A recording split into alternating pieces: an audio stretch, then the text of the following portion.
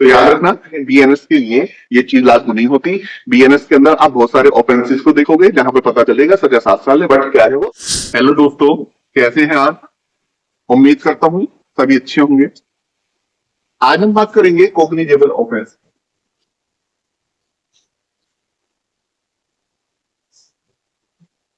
यानी कि संज्ञेय अपराध।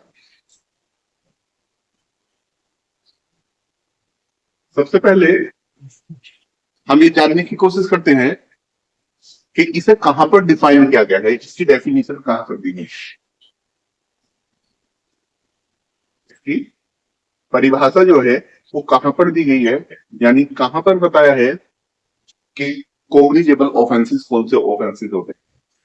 इसके लिए सबसे पहले हम देखेंगे बीएनएसएस को और उसी के साथ हम देखेंगे सीआरपीसी। तो बीएनएस का जो सेक्शन 2 का सबसेक्शन 1 का जो सबसेक्शन जी है वो क्या करता है, वो कॉग्निजेबल ऑफेंस को डिफाइन कर रहा है।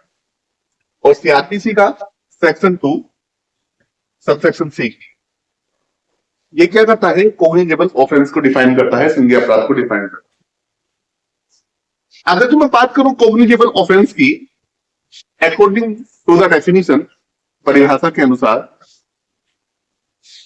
तो संहिता में कहा गया है कि ऐसा कोई भी अपराध जिसमें police officer according to the first schedule of this संहिता, इस संहिता की प्रथम अनुसूची के अनुसार या तत्समय पूर्वक किसी अन्य विधि के अनुसार वारंट के बिना गिरफ्तार करना।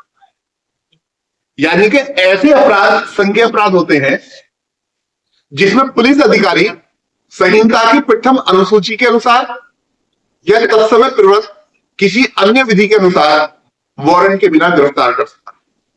या इसे ऐसे भी कह सकते हो कि वे अपराध संज्ञेय अपराध होते हैं जिन्हें बीएनएसएस के फर्स्ट शेड्यूल और सीआरपीसी के फर्स्ट शेड्यूल में, क्योंकि यहां बीएनएसएस और सीआरपीसी की दोनों की बातें कर रहा हूं, कॉग्निजेबल बताया है और जिसमें पुलिस अधिकारी वारंट के बिना गिरफ्तार कर सकता है, without permission of the magistrate गिरफ्तार कर सकता है। तो याद रखना कॉग्निजेबल ऑफेंस जो होते हैं ये सीरियस नेचर के होते हैं, इनकी प्रकृति जो है गंभीर और संगीन होती है। जैसे ही किसी कॉग्निजेबल ऑफेंस का पता चलता है पुलिस को कि कोई कॉग्निजेबल ऑफेंस हुआ है, तो पुलिस वारंट के बिना इसमें गिरफ्तार कर सकती है। वारंट के बिना गिरफ्तार इसलिए कर सकती है कि यदि वारंट लेना पड़ा तो हो सकता है कि इतनी देर में अपराधी जो है फरार हो जाए, साक्ष्य के साथ छेड़छाड़ करे या आगे कोई और अपराध करे। इसलिए पुलिस को ये पावर दी है कि पुलिस जो है कॉग्निजेबल ऑफेंसेस में क्या कर सकती है, विदाउट वारंट जो है अरेस्ट कर सकती है। आपको मालूम होगा कि सीआरपीसी जो था वो आईपीसी का प्रोसीजर था और बीएनएसएस जो है ये बीएनएस का प्रोसीजर है। यानी कि भारतीय न्याय संहिता का जो प्रोसीजर है वो भारतीय नागरिक सुरक्षा संहिता में, अगर अकॉर्डिंग टू बीएनएस कोई ऑफेंस हुआ,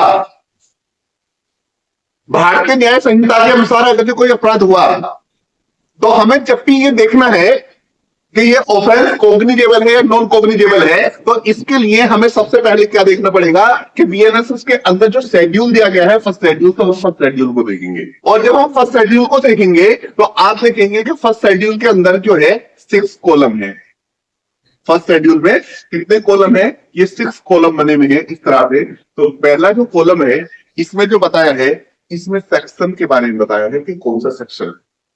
कॉलम नंबर 2 में जो है ऑफेंस के बारे में बताया है।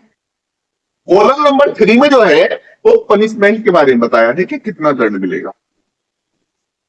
और इसी तरीके से जब हम कॉलम नंबर 4 को देखेंगे तो यहां पर ये बताया है ये कॉग्निजेबल है या नॉन कॉग्निजेबल।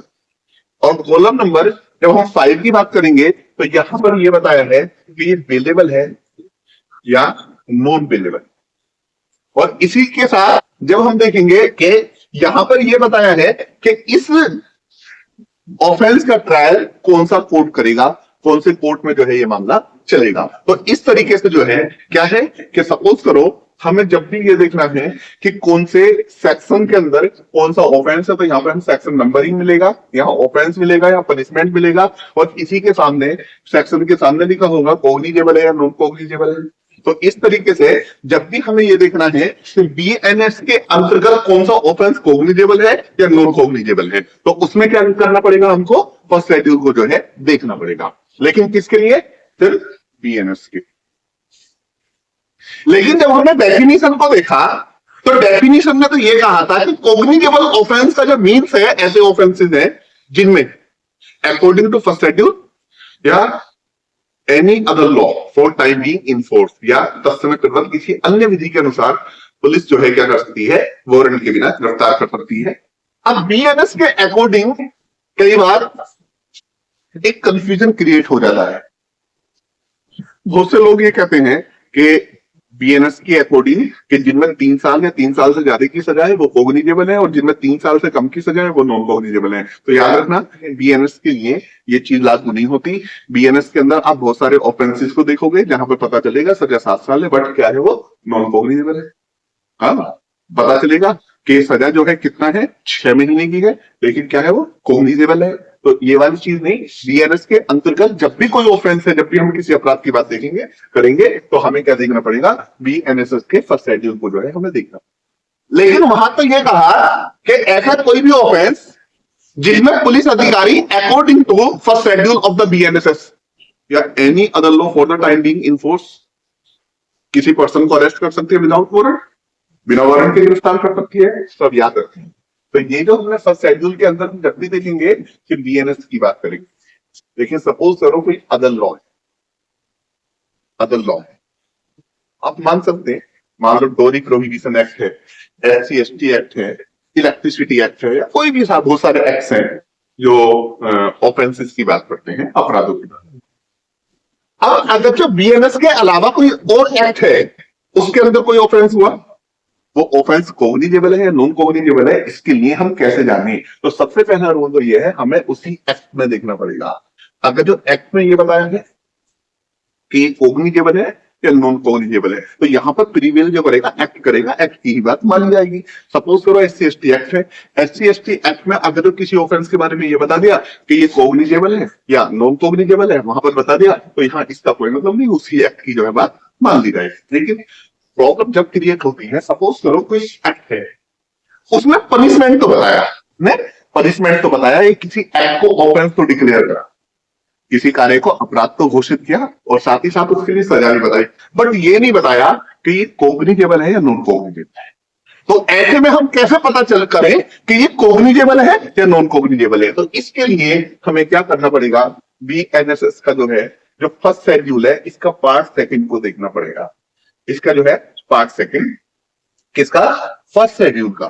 जो फर्स्ट शेड्यूल का पार्ट सेकंड है, इसको देखना पड़ेगा। और फर्स्ट शेड्यूल का पार्ट सेकंड ये कहता है कि अगर जो कोई एनी अदर लॉ है या any law other than the BNS, BNS के अलावा अगर जो कोई और कानून है और वो किसी अपराध को डिफाइन करता है, उसके पनिशमेंट को बताता है, और उसमें ये नहीं बताता कि ये कोग्निजेबल है या नॉन कोग्निजेबल है, तो ऐसी कंडीशन में हमें क्या करना पड़ेगा?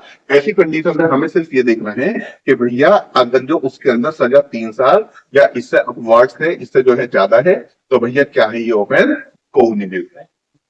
और अगर जो सजा जो है लेस देन है, लेस देन कितना, 3 ईयर, यानी कि 3 साल से कम है, तो ये क्या है, नॉन कोग्निजेबल है। यानी कि अगर जो हम बीएनएस के अलावा किसी और आपराधिक विधि को देखेंगे कि जहां पर क्या है, कि जहां पर अपराधों को परिभाषित तो किया गया है, उसकी सजा तो बताई है, लेकिन ये नहीं बताया कि कोग्निजेबल है या नॉन कोग्निजेबल है, तो ऐसे केसों में, ऐसे मामलों में हमें क्या करना पड़ेगा कि बीएनएसएस के फर्स्ट शेड्यूल के सेकंड पार्ट को देखना पड़ेगा। और बीएनएसएस का फर्स्ट शेड्यूल का जो सेकंड पार्ट है, वो ये कहता है कि अगर जो बीएनएस के अलावा कोई और विधि है और उसके अंतर्गत सजा तो बताएगी, बट ये नहीं बताया कि ये कोग्निजेबल है या नॉन कोग्निजेबल है, तो अब इसको हम जो डिसाइड करेंगे, इसको जो हम तय करेंगे, वो फर्स्ट शेड्यूल के सेकंड पार्ट के अकॉर्डिंग करेंगे। अगर जो सजा 3 साल या 3 साल से ज्यादा है तो कोग्निजेबल है, और अगर जो सजा 3 साल से कम है तो वो क्या है भैया, नॉन कोग्निजेबल है। इससे और आगे हम विस्तार पूर्वक चर्चा करेंगे।